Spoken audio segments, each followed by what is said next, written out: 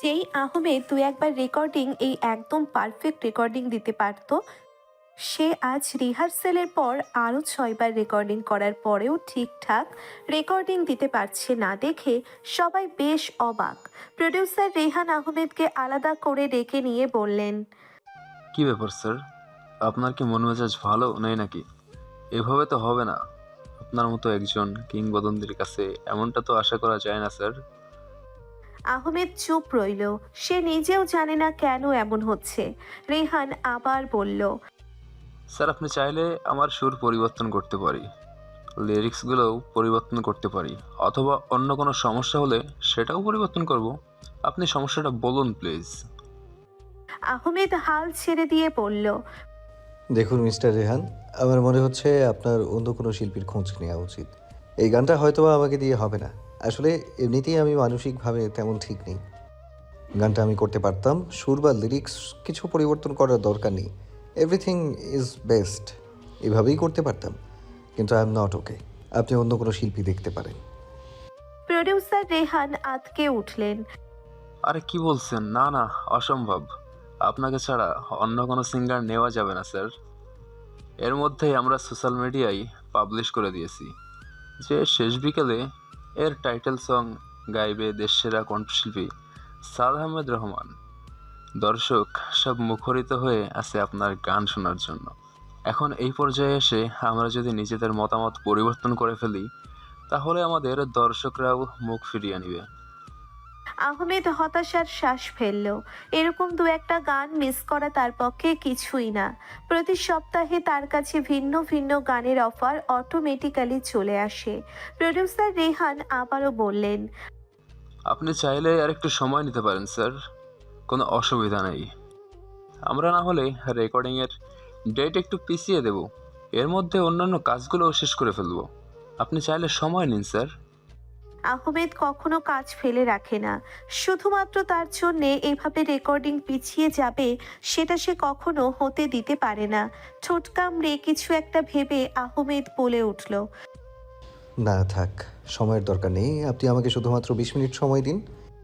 আমি এক cup coffee খাই, একটু বিশ্রাম নেই। আজকে রেকর্ডিং করব ইনশাআল্লাহ। একটু কষ্ট করে সবাই অপেক্ষা করুন।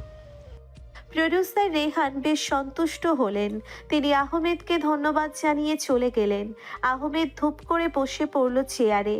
সে মূলত মিথ্যা কথা বলেছে প্রডিউসার রেহানকে। গত 3 বছর যাবৎ সে মানসিক চাপের মধ্যেই প্রত্যেকটা গান গেয়ে এসেছে। কই তখন তো এমন সমস্যা হয়নি। আজ কেন এমন হচ্ছে? কারণটা আমি খুঁজে পাই না। শুধু সে এটা জানে গানের রেকর্ডিং করতে গেলেই রোজার চেহারা তার চোখের সামনে ভেসে উঠছে। কেন জানি তার মনটা খুব খুঁতখুত করছে। রোজার কথা খুব মনে পড়ছে আজকে। কেন যেন মনটা খুব কু ডাকছে। বারবার মনে হচ্ছে রোজা ঠিক আছে তো। রোজার বিষয়ে বিভিন্ন ধরনের নেগেটিভ চিন্তা মাথায় আসছে।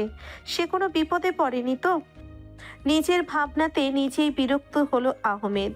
রোজা অবশ্যই ঠিক আছে। কেন তার কিছু হবে? আহমেদ একটা বড় শ্বাস নিয়ে সৌরভকে ডাক দিল কফি আনার জন্য। যাই হয়ে যাক, আজকে গানের রেকর্ডিংটা শেষ করতেই লাগবে। সে কখনো কাজ ফেলে রাখার মানুষ নয়। বস, আপনার প্ল্যানটা আসলে কি একটু বলুন তো? জাভেদ রায়ান শয়তানির হাসি হেসে বলল, আজকেই সকলের খেলা শেষ করে দেবো রনি, তুই শুধু দেখতে থাক। রনি এবং তুহিন একে অপরের দিকে তাকালো। বস, আপনি কি করতে যাচ্ছেন? জাভেদ রায়ান উৎফুল্লিত কণ্ঠে বলল, একটা জবরদস্ত প্ল্যান করেছি রমজানের মেয়েকে কাবু করার জন্য। আজই শেষ করে দেবো ওকে। শুধু শুধু পথের কাটা রেখে কি করব? রনি আঁতকে উঠল। কি বলছেন বস? এটা কিভাবে সম্ভব? জাভেদ রায়ান বলল, সম্ভব সম্ভব, সবই সম্ভব। যতই হোক মেয়ে মানুষ তো, ওর মধ্যে একটা আবেগ নিশ্চয়ই আছে। আবেগের টানে চলে আসবে আমার কাছে। একদম চিন্তা করিস না। ওর ওই প্রেমিকের নামটা যেন কি ছিল? রনি একটু ভেবে বলল, সাদ আহমেদ। বর্তমানে অবশ্য ছেলেটা গায়ক শুনেছি। জাভেদ রায়ান বাঁকা হেসে মাথা নাড়িয়ে বলল, ও আচ্ছা আচ্ছা, মনে পড়েছে। তুই ভুলে যাই কিভাবে? তুহিন বলল। জাভেদ বাঁকা হেসে বলল, তোদের সাহায্য ছাড়া কি হয়? তোদের সাহায্য তো অবশ্যই লাগবে। আপাতত শুধু একটা কাজ কর, একটা প্রাইভেট সিম জোগাড় কর। এরপরে যাদের রনিকে উদ্দেশ্য করে বলল। ওই মেয়েটা নায়িকা যে এসেছে, রনি মাথা নাড়িয়ে বলল। হ্যাঁ বস, জেবা ম্যাম একটু আগে এসেছে এখানে। ওনাকে কি আপনি ডেকেছেন? জাভেদ বলল। অবশ্যই তাকে আমি ডেকেছি। সেই তো আমার খেলার আসল গুটি, তাকে দিয়েই তো শুরু করেছিলাম, তাই এখন এই শেষ পর্যায়ে তাকে খুব দরকার হবে। রোজা কখনো সন্ধ্যাবেলা ঘুমোয় না, এই সময়টা সে অনেক কাজ করে থাকে, কিন্তু আজ মন মেজাজ খারাপ থাকার কারণে কেন জানি সন্ধ্যাবেলায় ঘুমিয়ে গিয়েছে সে। নুরা রোজাকে খেতে আসার জন্য ডাকতে এলে ঘুমন্ত রোজাকে দেখে কিছু না বলেই ফিরে গিয়েছে। ও আপু, ম্যাম তো ঘুমাচ্ছে। অহনা যেন বেশ অবাক হলো। বলো কি, ম্যাম ঘুমাচ্ছে? রিয়াদ সোফায় বসে বসে ল্যাপটপে কাজ করছিল। নুরার কথা শুনে সেও অবাক হয়ে বলল। বলে কি এই মেয়ে? ম্যাম সন্ধ্যাবেলা তো কখনো ঘুমায় না। আমরা বিকেলবেলা একটু ঘুমাতে গেলেই তো ম্যাম আমাদেরকে গুলি করে উড়িয়ে দেওয়ার ভয় দেখায়। আর তুমি বলছো কি না ম্যাম ঘুমোচ্ছে? নুরা সরল মনে মাথা নাড়ালো। অহনা ব্যাপারটা বুঝতে পেরে দীর্ঘশ্বাস ফেলে বলল। না রে রিয়াদ, ম্যাম আসলেই ঘুমাচ্ছে। ম্যামের মন মেজাজ একদম ঠিক নয়। যা শুনলাম, আমি ম্যামের জায়গায় থাকলে তো সুসাইড করতাম। ম্যাম যে এখনো ঠিক আছে, এটাই অনেক। নাহিদ রিয়াদের পাশে বসে বসে ফোনে গেম খেলছিল। তার প্রিয় ম্যামের সম্পর্কে এমন ভয়ানক কথা শুনে নাহিদ আঁতকে উঠে বলল। কি বলছিস তুই এসব? ম্যাম সুইসাইড করবে কেন? কি হয়েছে ম্যামের? অহনা প্রথমে ভাবলো সে তাদেরকে পুরো বিষয়টা বলবে না, কিন্তু রোজা তো তাকে নিষেধ করেনি বলার জন্য, আর রোজার নিষেধাজ্ঞা না দেওয়া মানেই টিমের সবাইকে বলা যাবে। এক এক করে রোজার বলা সমস্ত কথা রিয়াদ, নাহিদ আর নুরাকে খুলে বলল সে। সব শুনে সবাই স্তব্ধ হয়ে পড়ল। কিছুক্ষণের জন্যে সবাই ভাষা হারিয়ে ফেলল। তারা যখন সবাই ঘরের ড্রয়িং রুমের মধ্যে এভাবে নীরবতা পালন করছে, সেই সময় হঠাৎ রিয়াদের ফোন বেজে ওঠে। রিয়াদ হুঁশে ফিরে এসে দেখে যে সৌরভ কল করেছে। সাথে সাথেই সে কলটা ধরে। সৌরভ প্রথমেই সালাম দেয় রিয়াদকে। ব্যাপার কি সৌরভ, এই অসময়ে ফোন করলে যে? সব ঠিক আছে তো? সৌরভ আস্তে করে বলে ওঠে। হ্যাঁ হ্যাঁ ঠিক আছে। আসলে রিয়াদ ভাই, ম্যাম ঠিক আছে তো? এতবার কল করলাম, ধরলো না। ম্যামের কিছু হয়েছে নাকি? শরীর খারাপ? রিয়াদ আমতা আমতা করে বলল। আরে না, ম্যাম ঘুমিয়েছে তো, ওই কারণে হয়তো ফোন সাইলেন্ট আছে। ম্যাম একদম ঠিক আছে।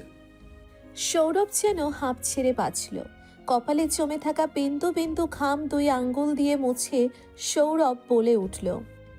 আর বলো না রিয়াদ ভাই, স্যার তো চিন্তায় মরেই যাচ্ছে একদম। কেন যে স্যার আজ ম্যামের জন্য এতটা চিন্তায় আছে? হঠাৎ আজকে এত টেনশন করছে কেন বুঝতে পারছি না। জানো, গানের রেকর্ডিং করতে গেলেও ভুলভাল গেয়ে দিচ্ছে। কি একটা অবস্থা। রিয়াদ ভ্রু কুঁচকে পড়ল। কেন রে, কিছু হয়েছে নাকি আবার? আরে না না, কিছু হয়নি। স্যার নিজেই আজকে একটু কেন জানি মানসিকভাবে দুর্বল। ম্যামের জন্য আজ একটু বেশি চিন্তা করছে। রিয়াদ আশ্বাস দিয়ে বলল। স্যারকে চিন্তা করতে মানা কর সৌরভ, ম্যাম একদম ঠিক আছে। একটা কথা মনে রাখবি সৌরভ, যতক্ষণ আমরা আছি ম্যামের কিচ্ছু হবে না। নিজের জীবন দিয়ে হলো ম্যামকে রক্ষা করব আমরা। শেষ নিঃশ্বাস পর্যন্ত ম্যামের জন্য লড়াই করে যাব ইনশাল্লাহ। রিয়াদের কথা শুনে এদিকে নুরা, অহনা এবং নিহাদ উপর নিচ মাথা ঝাঁকালো। রিয়াদ একদম ঠিক বলেছে। তারা তো আসলেই নিজেদের শেষ নিঃশ্বাস পর্যন্তই ম্যামকে নিরাপত্তা দিয়ে যাবে। সৌরভের কাছে রোজা ঠিক থাকার কথা শুনে আহমেদ একটু আশ্বাস পেল। কোনো মতে নিজেকে বুঝ দিয়ে রেকর্ডিং করতে নেমে গেল। এদিকে অহনা খাবার সব গুছিয়ে রাখলো। 9টার পরেই সে রোজাকে ডেকে দেবে বলে ভেবে রাখলো। এখন ঘুমোচ্ছে ঘুমুক, এমনিতেই তার ম্যামের উপর দিয়ে সারাদিন অনেক ধকল যায়। রোজার ঘুম ভাঙল ঠিক 9:15-তে। ঘুম থেকে উঠে আড়ামোড়া ভেঙে রোজা বাথরুমে গিয়ে ফ্রেশ হয়ে নিল। ঘড়ির দিকে তাকাতেই বিরক্তিতে মুখ কুঁচকে গেল রোজার। সে কখনোই এই টাইমে ঘুমায় না। আজ কেন যে ঘুম পেল সে নিজেও বুঝতে পারছে না। টাওয়াল দিয়ে হাত মুখ মুছে ফোনটা যেই হাতে নিতে যাবে সেই সময় নিচ থেকে ডাক ছুড়ল অহনা। ম্যাম, তাড়াতাড়ি আসুন, খেয়ে নিন। বেশি রাত হলে তো খেতে পারবেন না।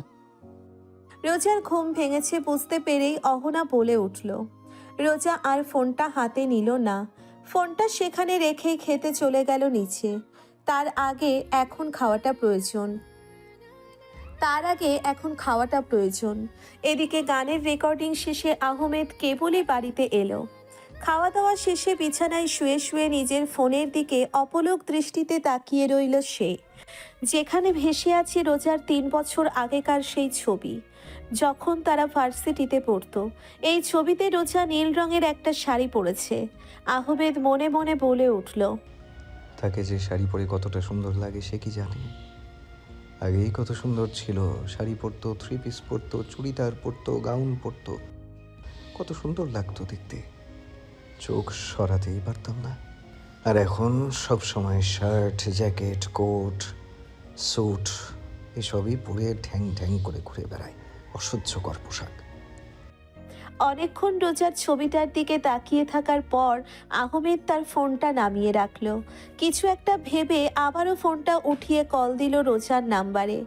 তার তো এখন রোজার সাথে ঝগড়া করার কথা। একটা ছোটোখাটো ঝগড়া না হলে তার এখন ঘুম আসবে না। আহমেদ আজ ভাবছে 10টার আগেই ঘুমিয়ে পড়বে। কেন জানি খুব টায়ার্ড লাগছে। রোজার নাম্বারে কল দিয়ে আহমেদ কানে ধরে ফোনটা, কিন্তু ওপাশ থেকে রোজার কণ্ঠ না এসে ভেসে এলো এক রোবোটিক মেয়েলি কণ্ঠ। আপনি যে নাম্বারে কল করেছেন সেই নাম্বারটি এখন ব্যস্ত আছে, অনুগ্রহ করে কিছুক্ষণ পরে কল করুন, ধন্যবাদ। আহমেদ বুঝতে পারলো মেয়েটা তার নাম্বার ব্ল্যাকলিস্টে ফেলে দিয়েছে। খুবই বেয়াদব হয়ে গিয়েছে মেয়েটা। সাহস তো কম না, তার মতো এক দেশ সেরা হ্যান্ডসাম গায়কের নাম্বার ব্ল্যাকলিস্টে ফেলে। আহমেদ বিছানার পাশে ড্রয়ার হাত দিল, যেখানে পড়ে রয়েছে শত শত সিম। এই সিমগুলো মূলত রোজার সাথে কথা বলার জন্য কিনেছে সে। কখন কোন নাম্বার ব্লক করে দেয় ঠিক নেই। না জানি মেয়েটার জন্যে আর কত কি করতে হবে তাকে। একটা দীর্ঘশ্বাস ফেলে আহমেদ সেখান থেকেই বেছে বেছে অন্য একটা সিম নিজের ফোনে ঢুকিয়ে আবারও কল করলো রোজার নাম্বারে। কিন্তু এবারও আহমেদ হতাশ হলো। এবারে তার কলে নো অ্যান্সার দেখাচ্ছে। তার মানে এখনও রোজার ফোনটা সাইলেন্টই রয়েছে। হতাশ হয়ে আহমেদ ফোনটা রেখে দিল পাশে। কিছুক্ষণ পরে আবারও কল দিবে বলে ভেবে রাখলো। এদিকে খাওয়া দাওয়া শেষ করে ঘরে এসে ফোন হাতে নিয়ে রোজা ভ্রু কুঁচকে ফেলল। তার স্ক্রিনে ভেসে আছে কিছু আননোন নাম্বার থেকে মিস কল আর একটা বড়সড় মেসেজ। রোজা কলগুলোকে পাত্তা না দিয়ে মেসেজের উপর ভালো করে দৃষ্টি দিল। বিড়বিড় করে মেসেজটা পড়েই রোজার মাথায় আকাশ ভেঙে পড়ল। কেঁপে উঠল তার পুরো শরীর। থেমে গেল তার মস্তিষ্কের সমস্ত স্নায়ু। কাঁপা কাঁপা হাতে নিজের মাথার চুল চেপে ধরল রোজা। কোনো কথাবার্তা না বলেই দৌড়ে ঘর থেকে বের হয়ে গেল। উত্তেজনার বশে ফোনটাও হাতে নিল না। ফ্লোরে পড়ে রইল ফোনটা, যেখানে ভেসে আছে একটি অদ্ভুত মেসেজ। ম্যাম, আপনার মামুনি রাজিয়া রহমানকে জাভেদ রায়হানের লোক তার ফ্ল্যাট থেকে তুলে নিয়ে শ্যামপুরের দিকে গিয়েছে। জাভেদ আপনাকে 20 মিনিটের মধ্যে শ্যামপুরের জঙ্গলটাতে আসতে বলেছে। উল্লেখ্য, আপনাকে একা একা আসতে বলেছে। এমনকি তারা আহমেদ স্যারের বাড়িটা কেউ ঘিরে ধরে রেখেছে।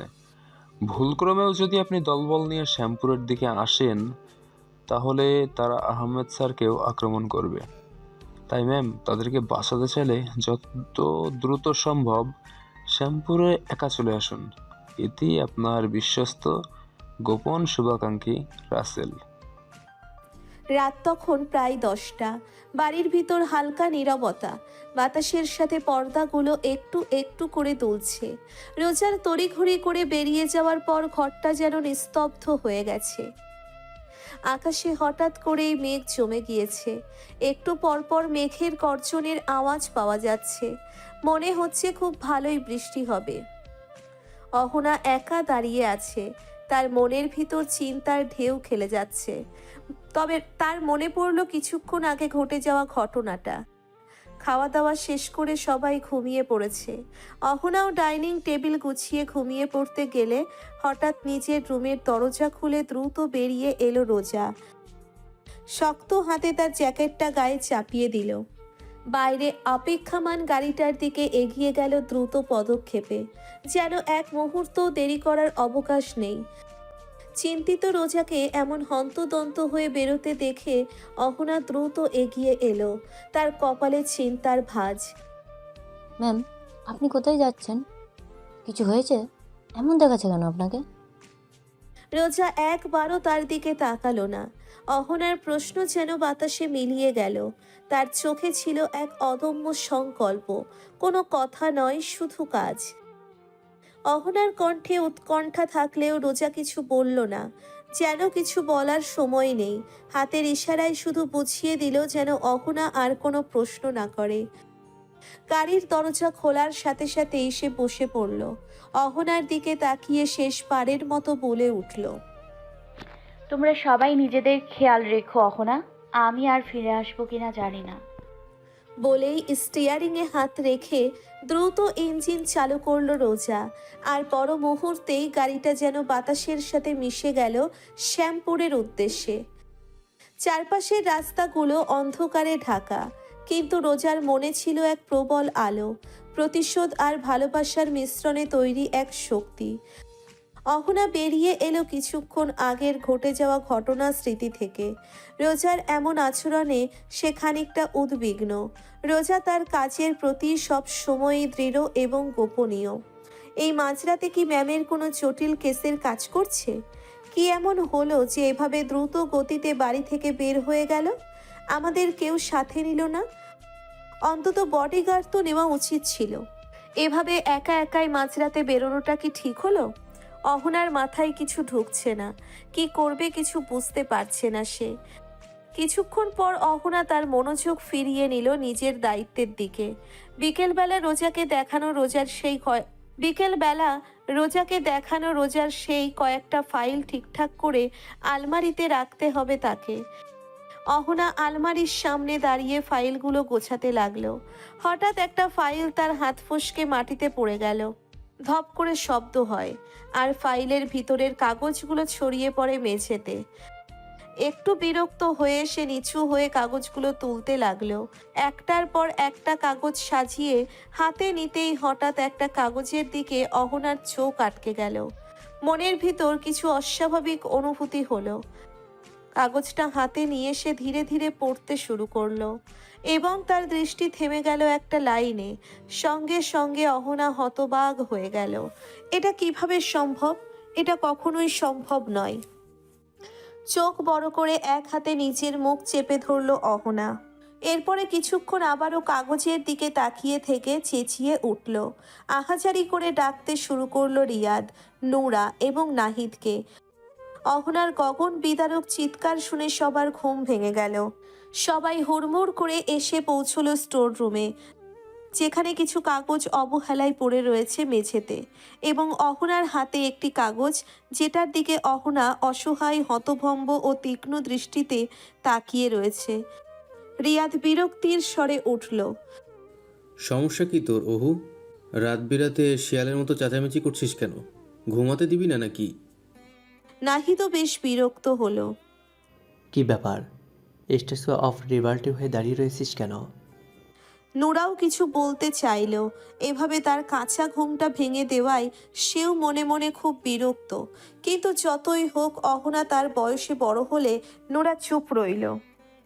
অহনার মাথা ঘুরছে, সে কিছুতেই বিশ্বাস করতে পারছে না আশেপাশের রিয়াদ নাহিদের কথা কানে যাচ্ছে না তার।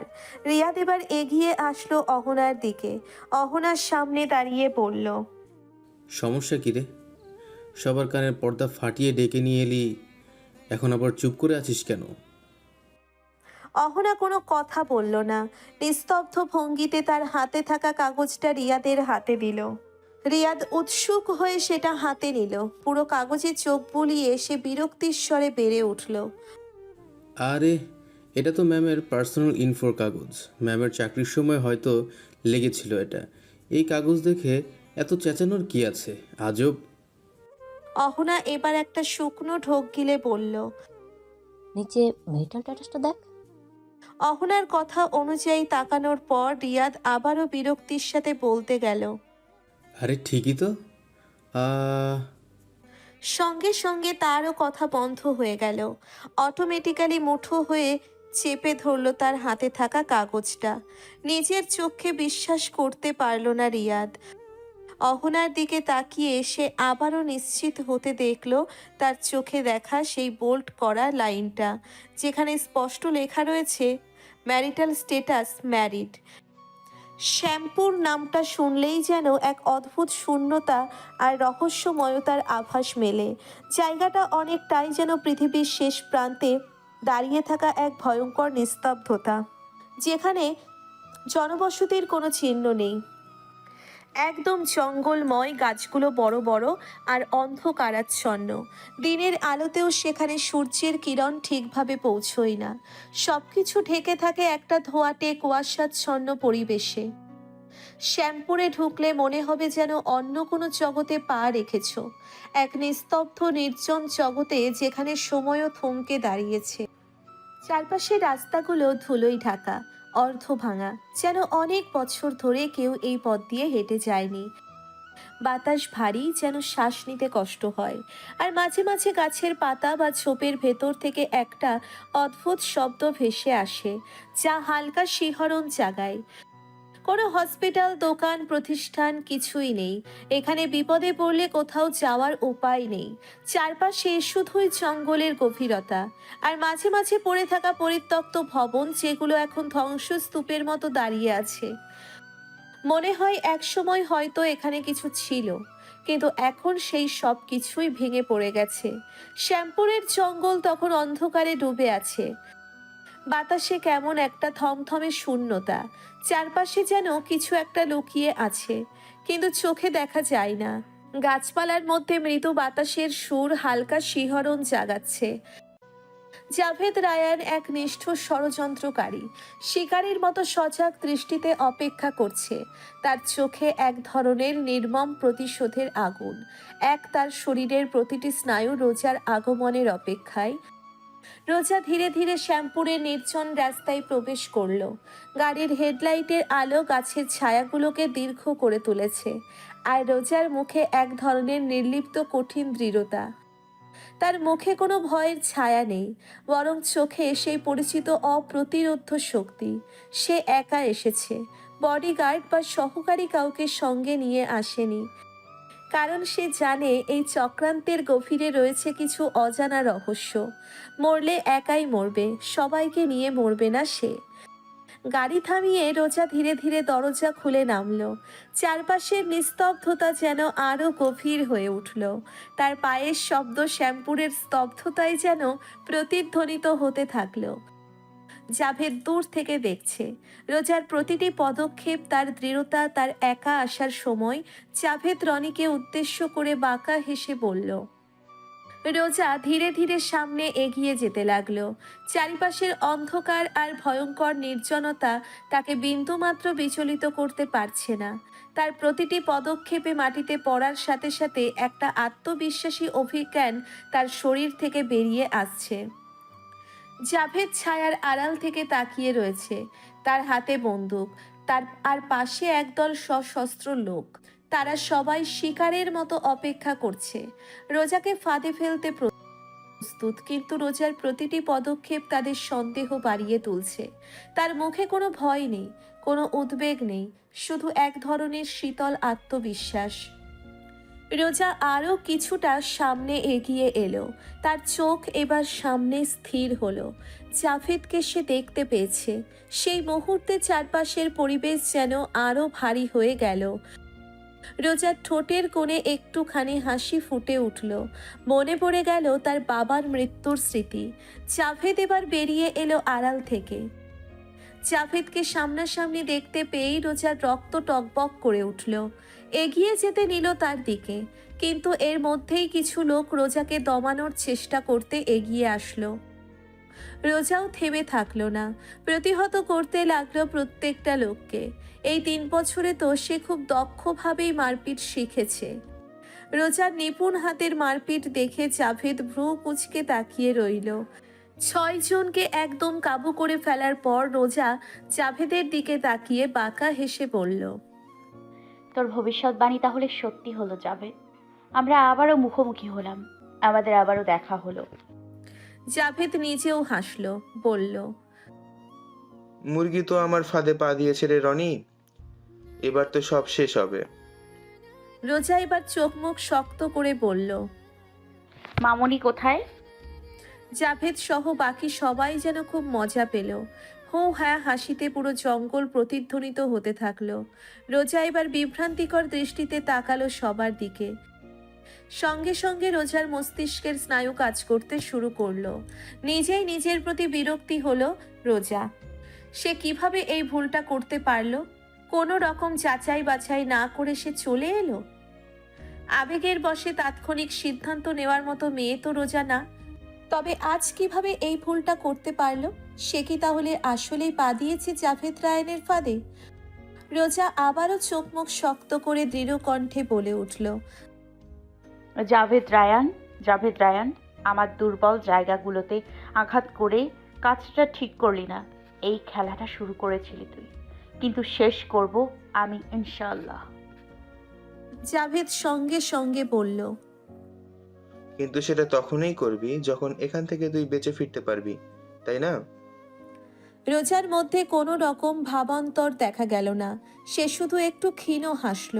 সে খুব ভালো করেই জানে যে এটা একটা ষড়যন্ত্র। হতেও পারে সে আজ বেঁচে ফিরে যেতে পারবে না। তবে রোজা ভাগ্য খুব বিশ্বাস করে। যদি আজই তার ভাগ্যে মৃত্যু লেখা থাকে তাহলে সেটাই হবে।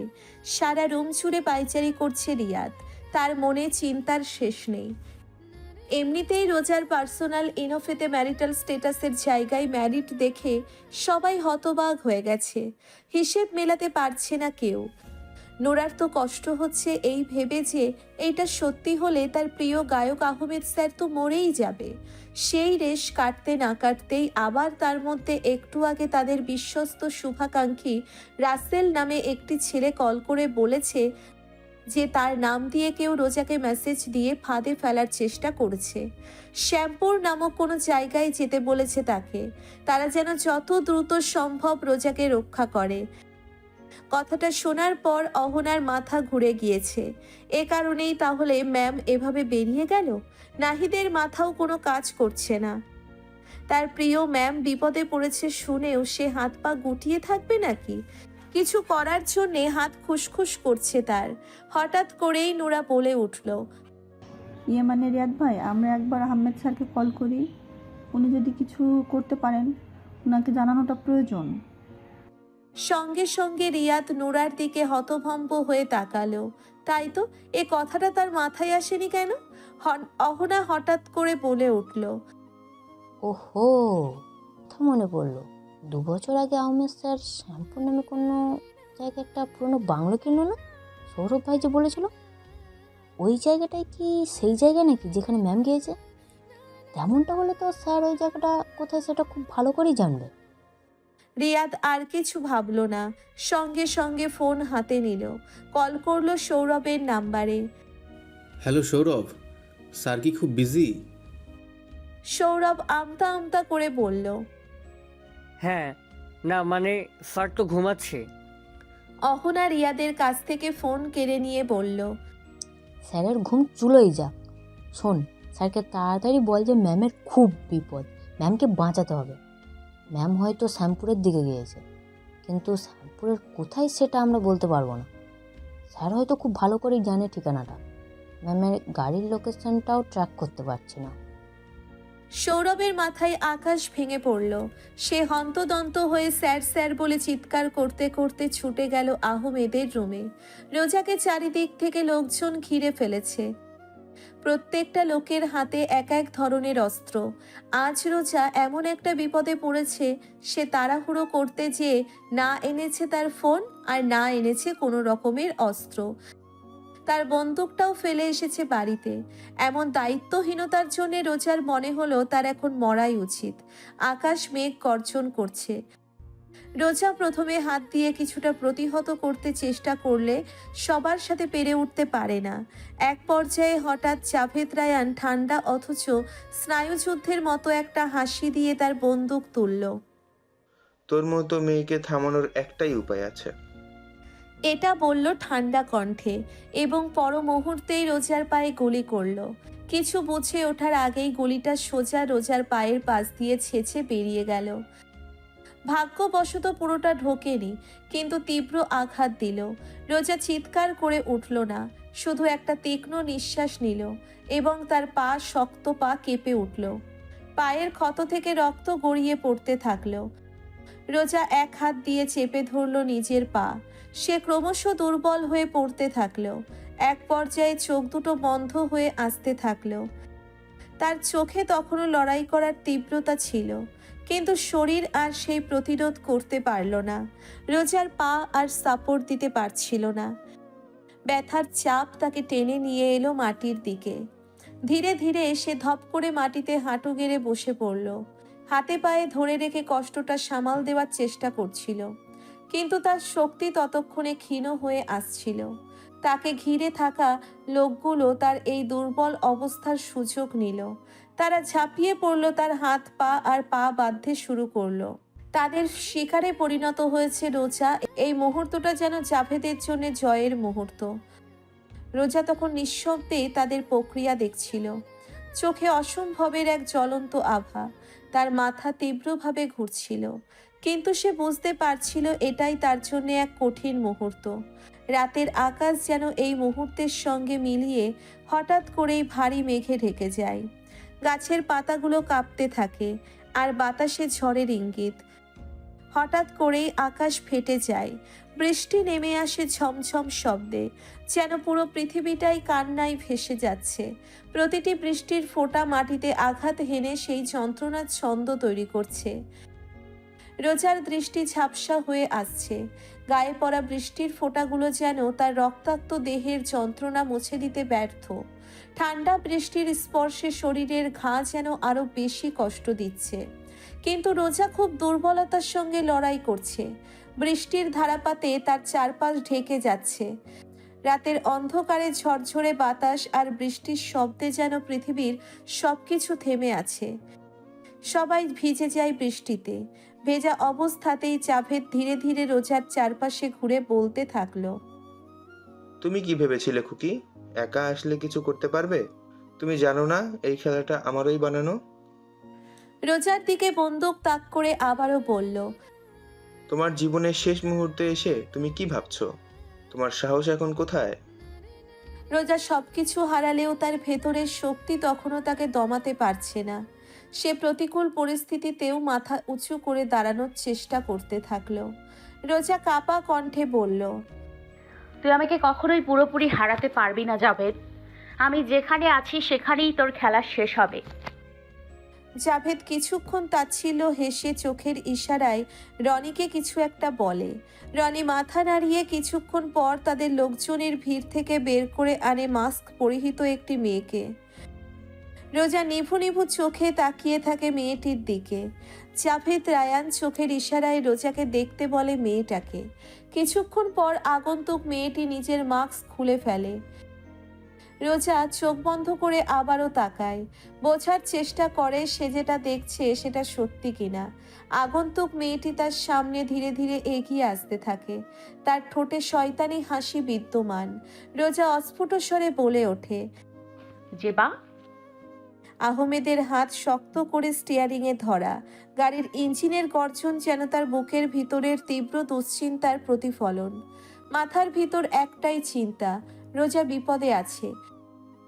রাস্তায় গাড়ি, সিগন্যাল সব যেন অস্পষ্ট হয়ে গেছে তার জন্য। তীব্র গতিতে গাড়ি ছুটছে আর তার হৃদস্পন্দন সেই গতির সঙ্গে তাল মিলিয়ে বাড়ছে।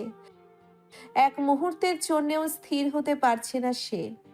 বুকের ভিতর যেন আগুন জ্বলছে, সময় যেন ফুরিয়ে যাচ্ছে। আহমেদ মনে মনে বিড়বিড় করতে থাকলো, জাভেদের বাচ্চা, আমার রোজার কিঞ্চিত পরিমাণ কিছু হলে তোর শরীর কেটে টুকরো টুকরো করে রাস্তার কুকুরদের খাওয়াবো আমি। আহমেদ গাড়ির গতি বাড়িয়ে দিল। সৌরভের কাছ থেকে খবরটা শোনা মাত্রই আহমেদের কাছে সব পরিষ্কার হয়ে যায়। সে আগে থেকেই জানতো জাভেদ খুব তাড়াতাড়ি এমন কিছু করবে, তৈরি ছিল সে। কিন্তু রোজা যে এমন বোকামো করবে আহমেদ সেটা স্বপ্নেও ভাবেনি। মুষলধারে বহমান বৃষ্টিটা ঝিরিঝিরি বৃষ্টিতে রূপান্তরিত হয়েছে। রোজা এখনো হাঁটু গেড়ে বসে রয়েছে কর্দমাক্ত মাটিতে। তার হাতগুলো পেছন থেকে বাঁধা এবং পায়ে তার অসহ্য যন্ত্রণা। রক্ত পড়া ইতিমধ্যেই বন্ধ হয়ে গিয়ে শরীরে জমাট বেঁধে গিয়েছে। কিন্তু রোজার মনে অন্য চিন্তা। সে যদি এখন পারত তাহলে নিজেই নিজেকে খুন করে ফেলতো। রোজা নিভু নিভু চোখে তাকিয়ে রয়েছে তার সামনে থাকা জেবা এবং জাভেদের দিকে। খুব কষ্টেই চোখ দুটো খুলে রেখেছে সে। নিজের পায়ে গুলি লেগে হওয়া ক্ষতটা ভুলে গিয়ে বোঝার চেষ্টা করছে পরিস্থিতিটা। জেবা দেশের একজন মোটামুটি অন্তত সমালোচনায় এগিয়ে থাকা নায়িকা। সে জাভেদের মতো একজন ক্রিমিনালের সাথে কি করছে? তাদের সম্পর্কটাই বা কি? জাভেদ তার হাতে থাকা বন্দুকটা ঘুরিয়ে ঘুরিয়ে বলতে থাকলো, তোর কি একটুও ভয় নাই রে? এভাবে একটা গুলি করলাম, তাও একটুও ভয় লাগছে না? রোজা সূক্ষ্ম বাঁকা হাসি দিল। সেকেন্ডের মধ্যে মিলিয়ে গেল সেই হাসিটা। দুর্বল কণ্ঠে বলে উঠল, তুই যদি আমাকে সত্যিই মারতে চাইতি তাহলে এখনো বাঁচিয়ে রাখতি না, অনেকক্ষণ আগেই মেরে ফেলতি।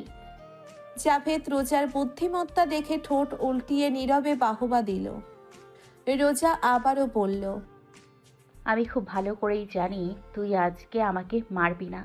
হয়তো বা তোর মাথায়ও আমার মতো সেই চিন্তা আছে যে মারলে তিলে তিলে মারবো, যেমনটা আমার মাথায় আছে। তোকে তো আমি সহজে মারবো না জাভেদ, তিলে তিলে কষ্ট দিয়ে নির্মমভাবে মৃত্যু উপহার দিব তোকে। জেবা ফিক করে হেসে দিল। সবাই মুচকি হাসল, যেন রোজা কোনো অসম্ভব কথা বলেছে। রোজা নিজেও একটু হেসে বলল, আর বাকি রইল ভয়ের কথা। ভয় তো তুই আমাকে পাস, প্রমাণ দেখবি? এই যে ভয়েই তো আমার হাত বেঁধে রেখেছিস। আবার নিজের নিরাপত্তার চিন্তা, আবার নিজের নিরাপত্তার নিশ্চয়তা দিতে আমার পায়েও কাঁচা হাতের একটা গুলি করলি।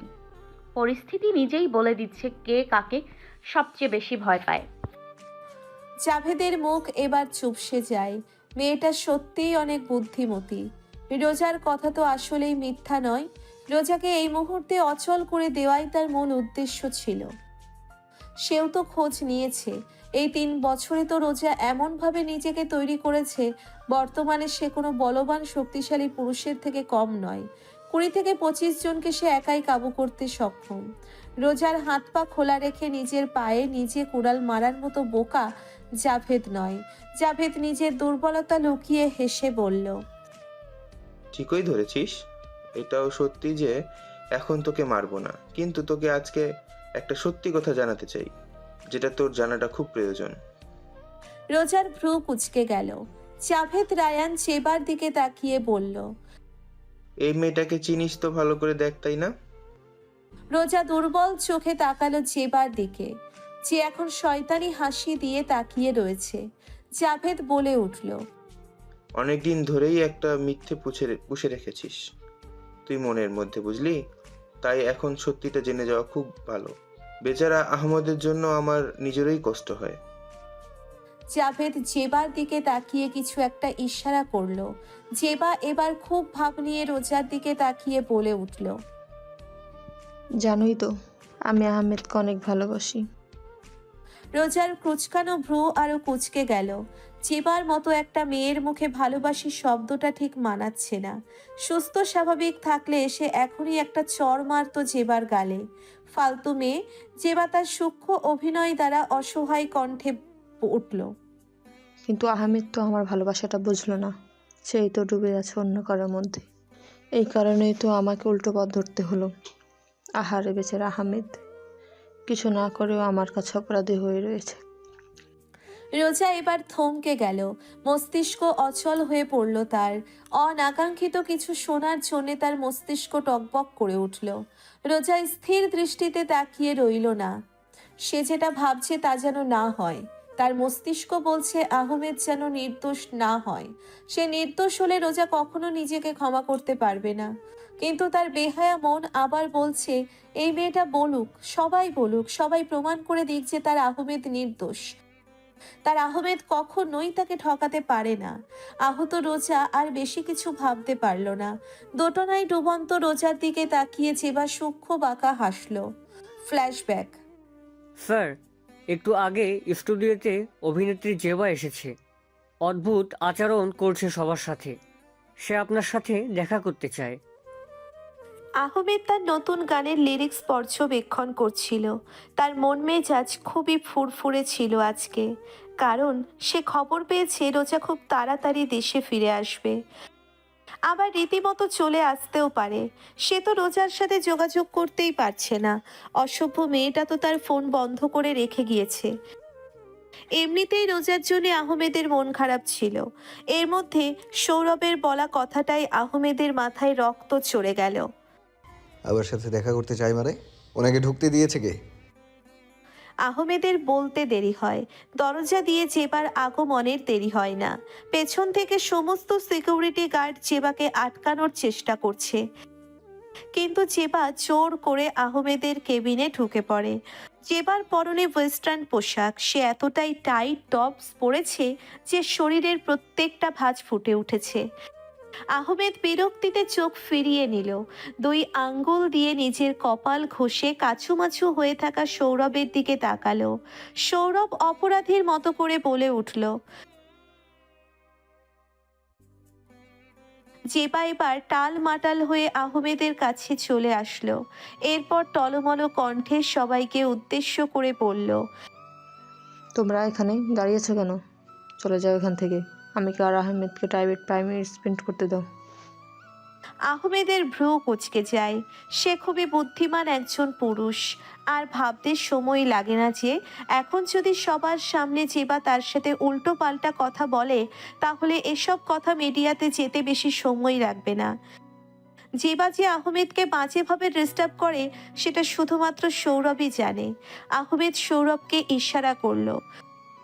সৌরভ সাথে সাথে সবাইকে নিয়ে আহমেদের কেবিন থেকে বেরিয়ে এলো। এবারে জেবা খুব খুশি হলো যেন।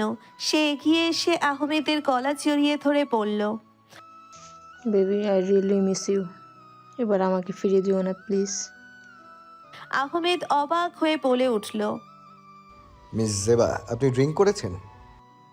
জেবা ভাবান্তর হলো না, টালমাটাল কণ্ঠে আবারও বলল, বেবি, তুমি আবারও আমাকে আপনি করে বলছো। It's not fair. তুমি করে বলো। হ্যাঁ করেছি, তোমার জন্যই জান। দেখো আমি কত সুন্দর ড্রেস পরেছি। এবার তুমি আমাকে আর ফিরিয়ে দিতে পারবে না, তাই না? প্লিজ বলো। আহমেদের মাথা ঘুরতে শুরু করলো। এই মেয়ে ড্রিঙ্ক করে তার স্টুডিওতে এসেছে, এখন আবার তাকে উল্টো পাল্টা কথা বলছে। কোনো মতে আহমেদ জেবাকে সরিয়ে দিতে চাইলে জেবা তার গলা চেপে জড়িয়ে ধরে রাখলো। আহমেদের সাথে তো জেবা পেরে উঠতে পারবে না। আহমেদ কোনো মতে তার গলা থেকে জেবার হাতটা সরিয়ে চেপে ধরলো এবং বলল, আপনি কিন্তু এবার বেশি বেশি করছেন মিস জেবা। আমি এর আগে আপনাকে সাবধান করেছিলাম। এবার আমি বাধ্য হব পুলিশকে কল দিতে। জেবা বাঁকা হেসে বলল, পুলিশকে কল দিয়ে তুমি কি বলবে বেবি? উল্টো আমি যদি পুলিশকে বলি তুমি আমাকে নিজে স্টুডিওতে ডেকে পাঠিয়েছো, তাহলে কি হবে? আহমেদের এবার মেজাজটা খুব খারাপ হয়ে যায়। সে জেবাকে কেবিন থেকে বের করে দেওয়ার চেষ্টা করতে থাকে, আর এদিকে জেবা চেষ্টা করছে আহমেদের কাছে যাওয়ার জন্য। এরকম হাতাহাতির এক পর্যায়ে জেবা নিজেকে সামলাতে পারে না এবং সোফাতে পড়ে যায়, কিন্তু তার এক হাত ছিল আহমেদের গলায়, যে কারণে আহমেদেরও টাল সামলাতে না পেরে জেবার উপর হয়ে পড়ে যায়। আহমেদ মহা বিরক্তিতে তার হাতটা সরানোর চেষ্টা করে, কিন্তু সেটাও পারছে না।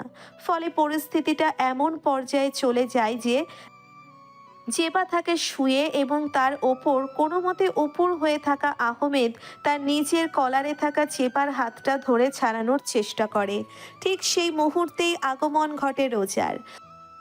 খট করে দরজা খুলে যাওয়ার শব্দতে আহমেদ চমকে তাকায়। এই সময় যদি মিডিয়ার লোকজনও হতো তাও হয়তো এত ভয় পেত না সে, কিন্তু রোজাকে দেখে তার মস্তিষ্ক অচল হয়ে পড়ল। রোজা নিঃশব্দে বসে আছে। চারিপাশে ঝিরিঝিরি বৃষ্টি এখনো বিদ্যমান। তার ঠান্ডা কাঁধ বেয়ে বৃষ্টির ফোঁটা গড়িয়ে পড়ছে। পুরো দেহটা ভিজে গেছে, কিন্তু সেদিকে তার কোনো খেয়াল নেই। সে আজ এই মাটির মতোই ভারী আর অবশ হয়ে আছে, যেন সমস্ত শক্তি হারিয়ে ফেলেছে। সত্যটা জানতে পেরে তার বুকের ভিতর এক ধাক্কায় সবকিছু এলোমেলো হয়ে গেছে। আহমেদ যে নির্দেশ, এতদিনের ভুল ধারণা যে এক মিথ্যা চাল ছিল, তা ভেঙে পড়েছে তার সামনে। রোজার ঠোঁট শুকনো, মাটি হাতের মুঠোয় চেপে ধরে যেন নিজের অপরাধ বোধ থেকে পালাতে চায়। এতদিন ধরে নিজের ভালোবাসার মানুষটাকে অন্যায়ভাবে দূরে সরিয়ে রেখেছে, অথচ সে জানতই না আহমেদের হৃদয়ের গভীর ভালোবাসার কথা। নিজের ভেতরকার এই সত্য মেনে নেওয়াটা যেন অসম্ভব হয়ে দাঁড়াচ্ছে। ঝিরে ঝিরে বৃষ্টির শব্দের মাঝে রোজা একাই বৃষ্টির ফোঁটায় হারিয়ে যাচ্ছে। তার চোখে এক ধরনের অস্থিরতা ফুটে উঠেছে। নিজেকে অপরাধী মনে হচ্ছে, অথচ সেই কষ্টটা প্রকাশ করার কোনো ভাষা নেই। রোজার চোখ দিয়ে অবিরত পানি পড়ছে। বৃষ্টির জন্যে সেটা হয়তোবা বোঝা সম্ভব হচ্ছে না, কিন্তু তার চোখ অশ্রুসিক্ত হয়ে লাল হয়ে গিয়েছে। রোজা শেষ কেঁদেছিল তার বাবা মারা যাওয়ার সময়। গত 3 বছর ধরে সে আর কখনো কাঁদেনি, তবে আজ তাকে আবারও কাঁদতে হলো। রোজার মনে পড়তে লাগলো একে একে আহমেদ এবং অহনার কথা। অহনা বলেছিল, ম্যাম, আপনি হয়তো বা সেই দৃশ্যের আগের দৃশ্যটা দেখেননি। আগের দৃশ্যটা দেখলে হয়তো বুঝে যেতেন স্যার নির্দোষ ছিল। আহমেদও তো স্পষ্ট স্বরে বলে দিয়েছিল, রোজা, আমি জানি তুমি খুব তাড়াতাড়ি সত্যিটা জানতে পারবে, এবং যেদিন জানতে পারবে সেদিন নিজেই কষ্ট পাবে। রোজার এখন মরে যেতে ইচ্ছে করছে। তার মন বলছে যে জাভেদ তাকে এখনই গুলি করে দিক, তবে এবার পায়ে নয়, তার বুকের মধ্যে ঠিক বামে একটা গুলি করে দিক। ঝাঁঝরা হয়ে যাক তার বুকটা, যে বুকে একটুও মায়া ভালোবাসা কিচ্ছু নেই। ক্ষতবিক্ষত হয়ে যাক তার হৃদয়, যে হৃদয় এখনো আহমেদকে বুঝতেই পারেনি। রোজার এসব চিন্তা ভাবনার মধ্যে জেবা বলে উঠল, তবে মজার বিষয় কি জানো, আমি ওই দিন ড্রিঙ্কস করিনি। আমি একদম স্বাভাবিক ছিলাম। আসলে আমার একটা প্ল্যান ছিল। সেই সময় আমি তো ভেবেছিলাম যে আমি তখন আহমেদের কাছাকাছি যাব, আর সেই সময় মিডিয়ার লোক এসে আমাদের সেই অবস্থায় দেখে ফেলবে। আমি তো মিডিয়ার লোকদেরকে আগেই খবর দিয়ে দিয়েছিলাম, এবং এরপর একটা জানাজানি হওয়ার পর আহমেদ বাধ্য হয়ে নিজের পপুলারিটি বাঁচাতে আমাকে বিয়ে করে ফেলবে। কিন্তু কি আর বলবো, মাঝখান থেকে তুমি এসে প্ল্যানটাই ভেস্তে দিলে। রোজা নিভু নিভু স্বরে কিছু বলতে যাবে, ঠিক তখনই দূরে গাড়ির আওয়াজ শোনা গেল। রাত্রির নীরবতা যেন সেই শব্দে ভেঙে পড়ল। রোজা চোখ বন্ধ করে সেই শব্দ শুনল। এই গাড়ির শব্দটা খুব চেনা লাগছে তার। কেন যেন তার বুকটা ধুকপুক করছে। কেন যেন রোজার মনে হচ্ছে আহমেদ এখানে আসছে। রোজার ভাবনা শেষ হয়নি, তার মধ্যেই একটা গাড়ি হঠাৎ করেই তাদের মধ্যে এসে দাঁড়ালো। গাড়িটার দিকে সবাই উৎসুক হয়ে তাকিয়ে রইল। রোজার চোখের পাপড়ি দিয়ে টপ টপ করে বৃষ্টির পানি পড়ছে। কোনো মতে কষ্ট করে গাড়িটার দিকে ভালো করে তাকালো সে। সঙ্গে সঙ্গে তার বুকটা ধক করে উঠল। এই গাড়িটা তার চেনা, খুব চেনা। রোজা ঠোঁট কামড়ে বড় করে শ্বাস নিল। এই শ্যামপুর নামে জায়গাটার কথা শুধুমাত্র আহমেদই জানে। রোজার এখন উচিত ছিল আহমেদের এখানে আসার জন্য খুশি হওয়া, কিন্তু সে খুশি হতে পারল না। অপরাধ বোধ জেগে উঠল তার মনের মধ্যে। সে কিভাবে এখন আহমেদের সামনে গিয়ে দাঁড়াবে, কিভাবে তাকে মুখ দেখাবে? এদিকে জাভেদ সহ সবাই একে অপরের দিকে তাকাচ্ছে। এখানে তো কারো আসার কথা নয়, এটা একটা জনবসতিহীন এলাকা। এরকম জায়গায় কোনো মানুষ আসা যাওয়া করে না। এই গাড়িতে কে এলো? আহমেদ গাড়ির ইঞ্জিন থামিয়ে একটুও দেরি করলো না। দরজা খুলে বেরিয়ে এলো। তার মুখে অদ্ভুত এক দৃঢ়তা। চোখে জ্বলন্ত আগুন, সেই আগুন যা শুধু একজন প্রেমিকের চোখেই থাকে যখন তার ভালোবাসার মানুষ বিপদে পড়ে। আহমেদকে দেখে সবাই অবাক হয়ে গেল। শুধুমাত্র অবাক হলো না রোজা, সে চোখ বন্ধ করে মাটির দিকে বুক নামিয়ে রাখলো। আহমেদকে দেখে যে বা খুব ভয় পেল। কোনো রকম ভিড়ের মধ্যে ঢুকে কেটে পড়ল সে। এত ভিড়ের মধ্যেও আহমেদের চোখ পড়ল কর্দমাক্ত মাটিতে নিঃস্ব হয়ে পড়ে থাকা রোজার দিকে। রোজার দিকে চোখ পড়তেই তার ভিতরটা যেন এক মুহূর্তে ছিঁড়ে গেল। রোজার এই অবস্থা, শরীর ক্ষত বিক্ষত, রক্তের আভা, তা দেখে আহমেদ নিজেকে সামলে রাখতে পারল না। তার হৃদয়ে কষ্ট, কিন্তু মুখে চরম আত্মসংবরণ। রোজা, আহমেদ ফিসফিস করে বলে উঠল, যেন রোজার নামটি উচ্চারণ করতেই তার ভিতরকার সমস্ত ভালোবাসা ঝরে পড়ল। রোজা ঠিক শুনতে পেল, কেউ খুব কষ্টে তার নামটা ধরে ডেকেছে। সে শুনতে পেল, কিন্তু তাও মুখ তুলে তাকালো না। সবাই ভেবেছিল জাভেদ হয়তোবা আহমেদকে দেখে ভয় পাবে, কিন্তু জাভেদের মধ্যে কোনো রকম ভাবান্তর দেখা গেল না। তার চোখে অবজ্ঞা ফুটে উঠল। এখানে কিভাবে? তুমি তো একটা গায়ক, গায়ক হয়ে কি এখানে নাটকগিরি করতে এসেছো? সে উপহাস করে বলল, কিন্তু আহমেদের চোখ এক পলকও জাভেদের দিকে যায়নি। সে অপলক দৃষ্টিতে তাকিয়ে সোজা রোজার দিকে দৌড়ে গেল। তার চোখ শুধুই রোজা। তার এই আগমনে যেন চারিপাশের বাতাসেও এক ধরনের উত্তেজনা এসে গেল। আহমেদ তো তখন থেকে মনে মনে ভেবেই রেখেছিল যে এখানে এসে আগে জাভেদকে নিজ হাতে খুন করবে, কিন্তু রোজাকে দেখার পর আশেপাশে তার আর কিছু খেয়ালে থাকলো না। আহমেদ দৌড়ে এসে ভিজে যাওয়া রোজাকে চেপে ধরল। রোজার বুকটা দুহাতে চেপে ধরে উত্তেজিত স্বরে বলল, তুমি ঠিক আছো রোজা? ব্যথা পেয়েছো? ওরা কি তোমাকে আঘাত করেছে? কোথাও লেগেছে? দেখাও তো আমাকে। আহমেদের কথা এলোমেলো, সে নিজেও ভিজে যাচ্ছে। বলতে বলতেই রোজার হাতের বাঁধন খুলে দিল আহমেদ। রোজা স্তব্ধ যন্ত্রের ন্যায় তখনও বসে রয়েছে। তার চোখ শুধু অবাক হয়ে তাকিয়ে রইল আহমেদের দিকে। রোজা মনে মনে ভাবছে, সে যদি এখন ক্ষমা চায়, আহমেদ কি তাকে ক্ষমা করবে? সে কখনো ভাবেনি আহমেদ এখানে আসবে, তাও একা। তার মন ভেতরে ভেতরে আহমেদের প্রতি অভিমান ভরে আছে, কিন্তু এই মুহূর্তে আহমেদের উপস্থিতি তার হৃদয়ে এক অদ্ভুত অনুভূতি জাগিয়ে তুলল। আপনি কেন এসেছেন? রোজা ক্ষীণ স্বরে বলল, কিন্তু তার কণ্ঠে ছিল একটা মিশ্র অনুভূতি, অভিমান আর বিস্ময়ের মিশ্রণ। আহমেদ ধীরে ধীরে গভীরভাবে রোজার চোখের দিকে তাকালো। কেন যেন আহমেদের মনে হলো রোজা একটু আগে খুব কান্না করেছে। মায়া ভরা নয়ন চূড়া অশ্রুসিক্ত হয়ে রক্তের মতো লাল আভা ফুটে রয়েছে। তুমি কি ভেবেছিলে আমি আসবো না? সব কিছু জানার পরেও আমি বসে থাকবো? তুমি তাই ভেবেছিলে রোজা? নিজেকে নিজের মতো আমাকে ভাবো। আহমেদের কণ্ঠ ছিল গভীর, আবেগময়, এবং তাতে ছিল এক ধরনের চরম প্রতিজ্ঞা। রোজা কিছু বলতে পারল না। আহমেদের বলা শেষের কথাটা একদম তার বুকে গিয়ে বিঁধল।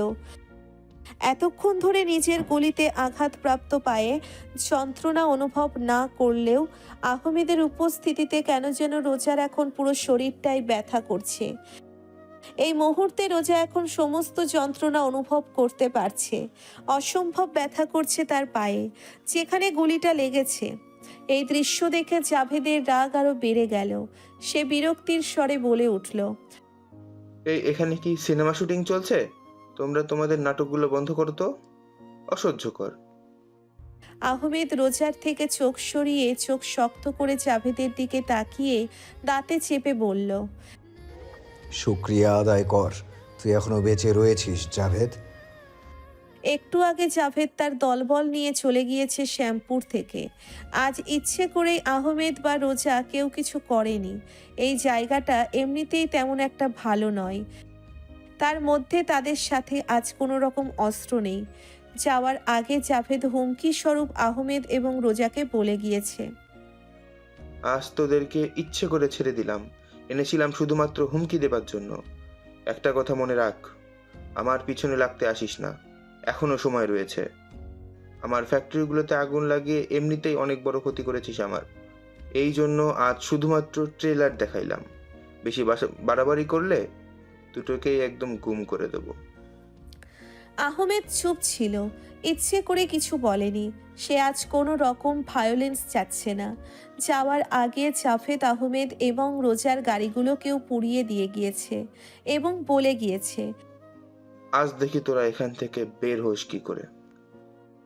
সমস্ত কিছু শেষ করে দিয়ে জাভেদ রায়ান শ্যামপুর থেকে বেরিয়ে গিয়েছে। বৃষ্টির পরিমাণ আরও বেড়ে গিয়ে মুষলধারা বৃষ্টি পড়তে থাকলো। আহমেদ রোজাকে আরও চেপে ধরে। রোজা দুর্বল কণ্ঠে বলল, আমরা এখন ফিরে যাব কি করে? আহমেদ রোজার গালে হাত দিয়ে বলল, চিন্তা করো না, শ্যামপুরে এখান থেকে 1 কিলোমিটার দূরে আমার একটা বাংলো রয়েছে।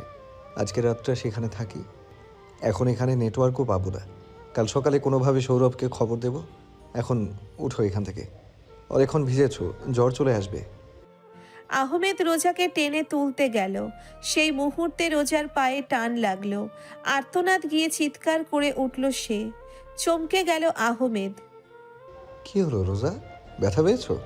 কোথায় লেগেছে? আমি তো তোমাকে সেভাবে ধরিনি। রোজা দুর্বল চোখে তাকালো আহমেদের দিকে। একটু চিৎকার দিতেই লোকটা কেমন উত্তেজিত হয়ে গেল। আহমেদ এখনো বুঝতেই পারেনি যে রোজার পায়ে গুলি লেগেছে। রোজা প্রথমে চাইল না বলতে, কিন্তু এভাবে আরো কিছুক্ষণ থাকলে রোজার পায়ে ইনফেকশন হয়ে যেতে পারে। রোজা ধীরে ধীরে বলল, আমার পায়ে গুলি লেগেছে। আহমেদ থমকে গেল। অবাক হয়ে ভয়ার্থ কণ্ঠে কিছু বলতে গেলে রোজা আবারও বলে ওঠে, সমস্যা নেই, পায়ের ভেতরে ঢোকেনি, শুধুমাত্র ঘেঁষে বেরিয়ে গিয়েছে। শ্রান্ত ও হতাশায় ভরা রাতের অন্ধকারে আহমেদ থমকে বসে রোজার দিকে তাকালো। তার প্রিয় নারীর শরীর ক্ষত বিক্ষত এবং আহত পায়ের দিকে তার নজর পড়তেই হৃদয়ে এক রক্তক্ষরণ অনুভব করলো। আহমেদ আহাজারি করে বলতে লাগলো, এটা কিভাবে হলো? হ্যাঁ, সাবধান থাকো না কেন তুমি? বারবার সাবধান থাকতে বলি।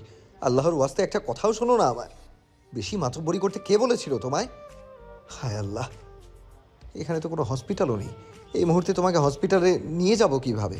এতটা ইনফেকশন, এটা তো ইনফেকশন করতে পারে। তুমি রক্তাক্ত পানি বৃষ্টির মধ্যে ছিলে। আমি ঠিক আছি।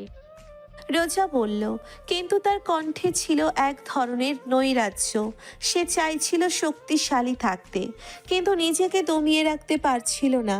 আহমেদ তার পায়ের দিকে তাকিয়ে অশ্রুসিক্ত চোখে বলল, দেখতেই তো পাচ্ছি কতটা ঠিক আছো। এজন্যই তুমি তখন এভাবে ছিলে। তাই তো বলি, তোমার মতো একটা মেয়ে জাভেদের সামনে এভাবে দুর্বলভাবে তো বসে থাকার কথা নয়। তুমি তো পারলে জাভেদকে ঘুষি মেরে দিতে। কথা মিথ্যে নয়, আসলেই গুলিটা না লাগলে রোজা একা একাই সবাইকে হ্যান্ডেল করতে পারত। জাভেদ তো মোটের উপর 15 থেকে 20 জন লোক নিয়ে এসেছে। এই রকম গুটি কয়েক ছেলে পেলে তো রোজার বাহাতের খেল। আহমেদ এবার আরো কাতর কণ্ঠে বলে উঠল, এখন কি হবে এটার? খুব ব্যথা করছে? অবশ্য ব্যথা তো করবেই। তোমার খুব ঠান্ডা লাগছে তাই না? দাঁড়াও। আহমেদ নিজের পায়ের জ্যাকেটটা খুলে ফেলল। ভাগ্যিস ভিতরে টি শার্ট পরে এসেছিল। রোজার গায়ে জ্যাকেটটা পেঁচিয়ে দিয়ে পকেট থেকে রুমাল বের করে রোজার পায়ের আহত স্থানটা বেঁধে দিল। রোজা একটু ব্যথা পেলেও চোখ বন্ধ করে সহ্য করলো।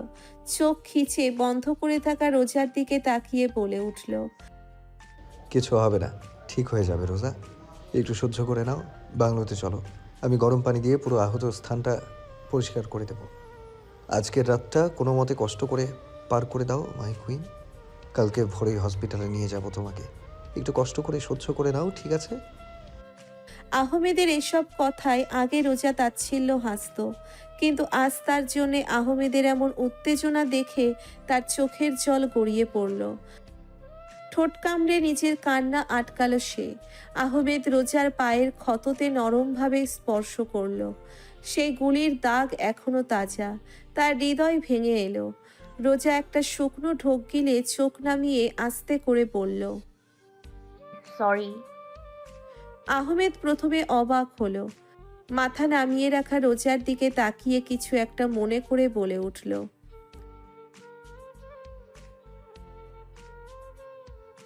রোজা একইভাবে উত্তর দিল। এমনিতেই ইচ্ছা করলো তাই। আহমেদ ব্যঙ্গ করে বলে উঠল, তোমার সরি তুমি তোমার নিজের কাছে রাখো রোজা। এসব সরি ধুয়ে কি আমি পানি খাবো? আসছে সরি বলতে। আমার তোমাকে হলেই চলবে। এখন উঠো তো তাড়াতাড়ি, বাংলোতে যেতে লাগবে। এমনিতেই ভিজে গেছো, আরও ভিজিলে জ্বর চলে আসবে। রোজা এবার অসহায় কণ্ঠে বলে উঠল, আমার খুব ঠান্ডা লাগছে, পা অবশ হয়ে গিয়েছে, হয়তো হাঁটতে পারবো না। আহমেদ ভ্রুকুচকে বলে উঠল,